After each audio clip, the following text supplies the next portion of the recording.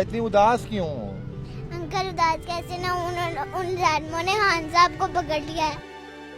तो इमरान खान, ना मेरा बेटा रोना, इंशाल्लाह अल्लाह पाक खैर करेंगे।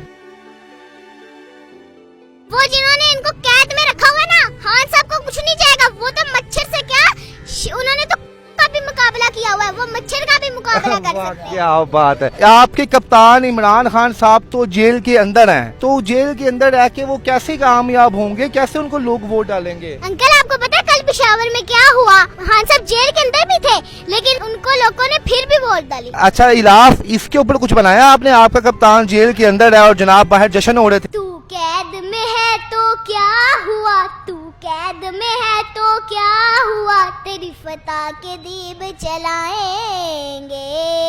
ओ खान मेरे हम तेरे लिए सड़कों पे ही सो जाएंगे। ओ खान मेरे हम तेरे लिए सड़कों पे ही सो जाएंगे। तेरी दुश्मन सारी जमातों को हम नानी याद कराएंगे। कोई गुलाब दा अरेक होवे, कोई गुलाब दा अरेक होवे, हान नु फड़ने वाले हो ताड़ा बेड़ा ही गरक होवे। जो मर्जी कर लेंदे हो, जो मर्जी कर लेंदे हो, झूठे मूठे केस करके तुसी बार बार